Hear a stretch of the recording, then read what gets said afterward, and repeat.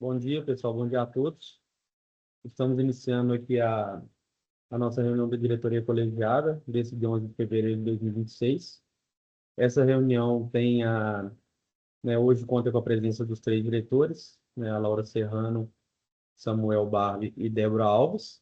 E temos uma pauta única, conforme publicada no site desde semana passada, que é o processo administrativo 050 de 2025, relativo ao município de Montes Claros. Para isso, eu convido o coordenador da área econômica, Rafael Brandão, para realizar a apresentação. Beleza, pessoal. Vou começar a apresentação, já disponibilizei na tela, e aí eu vou fazer a apresentação aqui. Tendo alguma dúvida, algum questionamento, eu estou à disposição. Então, é o processo administrativo 050 de 2025. Ele trata de um processo fiscalizatório no município de Montes Claros. Aí, os detalhes desse processo fiscalizatório, ele foi realizado em junho de 2025. O prestador de serviços é a Copasa, né? O período analisado é de abril de 2024 a abril de 2025, e a constatação identificada, né, nesse processo fiscalizatório foi a ausência de ajuste em faturas posteriormente à adoção do critério do faturamento pela média, né? Fez o faturamento pela média e na correção dos valores, né, que é algo que já está previsto em resolução da ARSAI, não se identificou a correção devidamente feita, né, pelo prestador de serviço. Essa ausência, né, do ajuste correto afetou 20, por volta de 21 mil usuários, mais ou menos 87 mil faturas, com um saldo simples a devolver de 478 mil. Isso constatações do processo fiscalizatório. E aí, por conta dessa constatação, abriu-se o processo administrativo dia 9 de julho de 2025. E aí é um trâmite que está. O trâmite do processo administrativo de devolução, de cobrança devida e devolução, ele está regulamentado pela Resolução 184 da ARSAI, que define como vai ser. E aí tem duas etapas, né?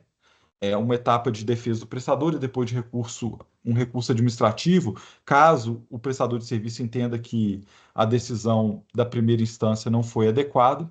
Então, pegando a primeira instância em que o prestador apresenta a sua defesa, ela foi feita no dia 1º de agosto de 2025, com um anexo, né, com um documento técnico produzido pela própria Copasa, indicando a realização da retificação de mais ou menos 1.100 faturas, que reduziria o valor identificado pela ARSAI para R$ 98 mil, e a indicação também nesse mesmo documento de que esse saldo restante, né, de R$ 98 mil mais ou menos, teria algumas inconsistências que levaria à redução total do saldo a devolver.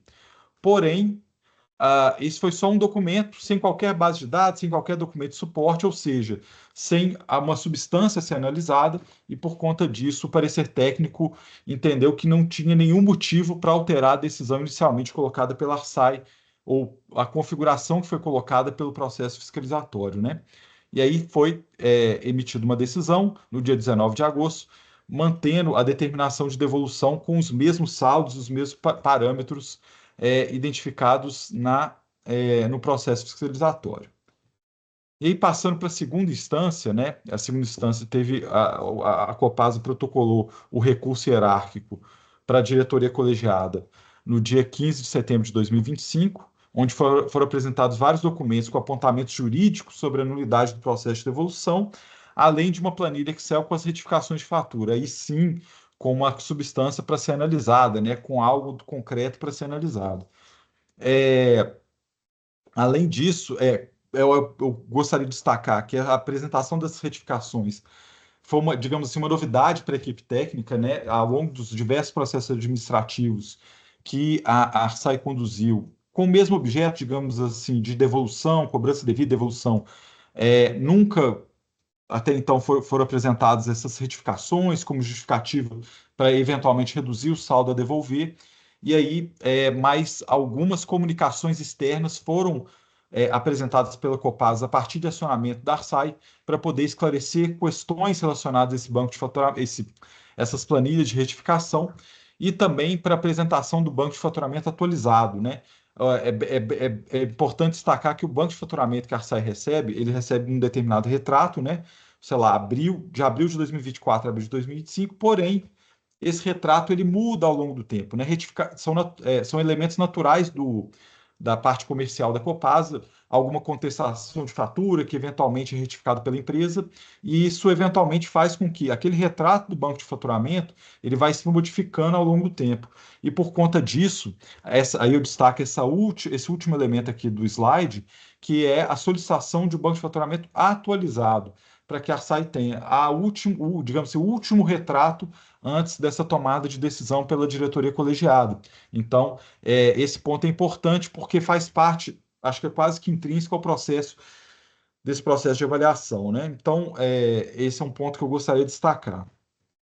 Em termos da análise jurídica, eu não vou me adentrar com vários detalhes sobre o que a Procuradoria da ARSAI emitiu na nota jurídica do dia 28 de janeiro de 2026, mas, sintetizando de uma forma geral, a Procuradoria recomenda pela manutenção da decisão administrativa, pela inexistência de vícios jurídicos formais do processo 050 de 2025, e também recomenda pela não provimento do recurso administrativo apresentado pela Copasa, obviamente naquilo que perpassa os elementos jurídicos, né? A parte técnica é, carece, no caso de uma avaliação da Coordenadoria Econômica e da Gerência de Fiscalização Econômica, né?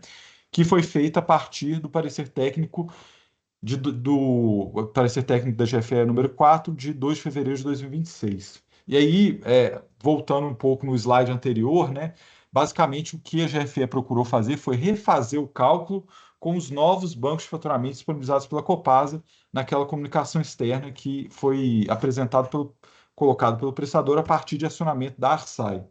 E aí, ou seja, a gente tentou pegar o último retrato desse mesmo período que foi feita a fiscalização, a fim de verificar se esse novo retrato mantém as incoerências ou as incorreções que foram observadas lá no relatório de fiscalização. E aí o que foi identificado, aí o que foi obtido, né, avaliado, foi a identificação de 20 mil usuários, mais ou menos, com valores a serem ressarcidos, num total simples de R$ 474 mil. Ou seja, foi um número menor do que foi percebido lá na fiscalização de junho de 2025, porém, quer dizer, foi menor, mas persistiu. Ou seja, mesmo com a apresentação das informações pela Copasa e tudo mais, dentro do processo administrativo, nessa segunda etapa, né, nessa segunda instância, né, do processo administrativo, ainda persistiu esse valor a devolver para um número bastante relevante de usuários, né? Então, por conta disso, o problema persistiu mesmo mesmo ao longo do processo administrativo e com as atualizações. Então, em síntese, né, o parecer também entende que não deveria prosperar o recurso da Copasa a respeito da nulidade das determinações. Desculpa. Além da questão das devoluções dos valores, a Copasa também reclama que algumas determinações para registro contábil que devem ser realizados a partir do processo administrativo e a partir do processo de devolução seriam nulos, né? A ARSAI não poderia fazer essas determinações. E aí o parecer técnico também avaliou esse aspecto, né, relacionado a essa reclamação sobre os lançamentos contábeis e o entendimento da GFE, que a Coordenadoria Econômica referendou, é que essas reclamações não deveriam prosperar, pensando também na questão da Resolução 84, que fala sobre todo o processo administrativo de devolução, de cobrança devida e determinação de devolução, e lá a norma é muito clara, né, sobre as regras que deveriam ser observadas pela Copasa, no caso específico, a Copasa, né, para registro contábil desse processo de devolução. Então, observando essa normativa da ARSAI, essa reclamação da nulidade das determinações dos lançamentos contábeis não deveria prosperar. E um último ponto que é importante colocar é a questão da devolução em dobro, uma vez que não se configurou um engano justificável para essa cobrança indevida feita pela Copasa. Logo, o valor daqueles 474 mil deve ser devolvido em dobro, né? Observando o Código de Defesa do Consumidor e tal, não deveria, quer dizer, a devolução tem que ser em dobro. Então, esses são alguns elementos técnicos, elementos da recomendação da GFE, que foi referendada também pela Coordenadoria Econômica. E aí eu passo para recomendação à diretoria colegiada para essa decisão do processo administrativo. Aí eu vou meio que transcrever, digamos assim, ou recitar quase toda a recomendação, mas então determinar a devolução pelo valor igual ao dobro do que foi pago em excesso por determinados usuários em Montes Claros durante a não. Aqui tá errado. Durante o período de não prestação de serviço, tratamento de esgoto está errado. Peço desculpa, mas é em relação ao faturamento pela média. Para o cumprimento da devolução, determinar que haja adoção da lista de usuários do anexo do parecer 4, que eu citei, no qual o valor atualizado com os dados mais recentes e considerando as faturas retificadas no período. Aí o retrato de dezembro de 2025 para o período de abril de 24 a abril de 25 é de 1.173, 1.173.000 reais, que vai ser dividido no valor apurado de 474, o valor em dobro, mais atualização monetária pertinente a esse período. Então, esses são os saldos. A correção deve ser feita pela Selic, observando as regras da Resolução 184, que define todos esses parâmetros de devolução é, dentro desse processo de devolução. Isso está previsto lá na Resolução 184. Determinar o estabelecimento de mecanismo que possibilite aos usuários expressar por via digital ou nas agências de atendimento presencial sua preferência sobre a forma de recebimento preferida. Aí pode ser um desconto integral na fatura. Essa é a regra padrão, digamos assim, mas pode ser através de uma transferência em conta bancária. Determinar a divulgação da existência de usuários com direito à devolução no sítio eletrônico do prestador e que se estabeleça meio de consulta virtual ou telefônica pelos usuários sobre a existência de créditos em seu benefício, sem prejuízo da inserção de mensagem destacada nas faturas dos usuários do município de Montes Claros. Ainda, determinar que seja expressamente facultado ao usuário optar pelo pagamento em conta bancária, mais ou menos na linha do que eu já falei, nos termos da Resolução 98 das Condições Gerais e também da 184, que é essa que eu falei que determina todo o processo administrativo e de devolução. Para os usuários que não constam mais no cadastro de usuários ativos, o prestador deve notificá-los a respeito do crédito existente no prazo de até 30 dias, contado da caracterização da cobrança como indevida. Essa notificação deve ser realizada por mensagem eletrônica, mensagem de texto ou correspondência no último endereço constante da sua base cadastral. A notificação deve apresentar os contatos do prestador, as formas, o prazo e o valor da devolução, bem como a existência do mecanismo de consulta e solicitação do crédito, conforme inciso 2 desse artigo. Aí o artigo relacionado a 184, eu deveria ter explicado um pouco melhor, pelo menos aqui na apresentação. Disponibilizar de forma destacada na página inicial do site do prestador mecanismo seguro para consulta e solicitação de créditos existentes em favor do usuário, preferencialmente com dados criptografados e ou acessível na área do cliente mediante login autenticado. Ainda, as informações referentes a créditos existentes deverão permanecer disponíveis para consulta e solicitação pelo usuário, de forma destacada na página inicial do site do prestador, pelo período mínimo de 24 meses, ou alternativamente na área do cliente mediante acesso autenticado. E por fim, acho que tem mais 2 slides, se eu não me engano, mas é a parte mais, digamos, contábil, né?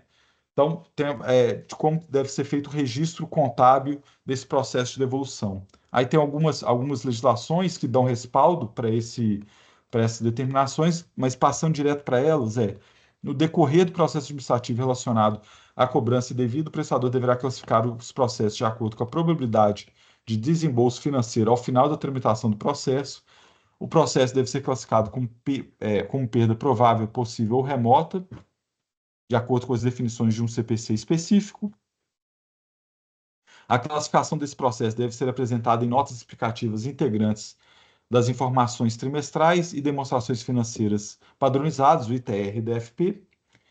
As notas explicativas devem conter explicação resumida do objeto de apuração e da classificação conferida ao processo específico, né, esse 050, e caso seja classificado como perda provável, esse processo administrativo deve ser reconhecido e contabilizado pelo prestador, conforme as leis e os pronunciamentos técnicos presentes no caput do artigo 38, aí da resolução 184 também. Aí eu deveria ter destacado um pouco melhor na apresentação.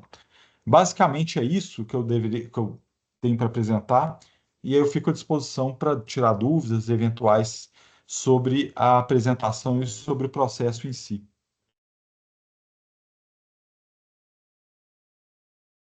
Bom, Rafael, obrigado aí pela apresentação. Seguindo o regimento interno da ARSAI, eu questiono os diretores se há alguma dúvida, né? O que é conhecido como fase de debates. E caso não haja, a gente vai direto para votação na ordem prevista também no referido regimento. Da minha parte, não há nenhuma dúvida. Eu acho que a apresentação ficou bastante clara. Idem também, sem dúvidas, por mim a gente pode seguir para a próxima etapa. Obrigado, Rafael, pela exposição. Por aqui também. Então, vamos lá. Débora, pela ordem descrita no regimento, a Débora seria a primeira a votar em relação à decisão sobre as devoluções nos termos apresentados pelo Rafael. Obrigada, Stephanie. Rafael, parabéns pela apresentação. Realmente foi realizada de maneira muito clara. Eu estou de acordo com a recomendação da equipe técnica sobre a decisão, especialmente porque a gente percebe com o histórico que todas as etapas recursais, né, foram realizadas e foi possível que a equipe técnica realizasse ali, ao fim, uma nova fiscalização, considerando o novo retrato, né, da base de dados do prestador. Então, estou de acordo. Bom, passando para o diretor Samuel.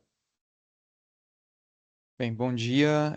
Eu queria só fazer um breve comentário para apoiar o voto aqui também, né? Eu acho que as devoluções elas eram já emitidas pela ARSAI há algum tempo, elas estavam disciplinadas pela resolução que foi citada pelo Rafael algumas vezes, a 184, né? E foram recentemente reforçadas na nova lei que é 25.669 de 2025, aprovada no final do ano passado, ali em dezembro.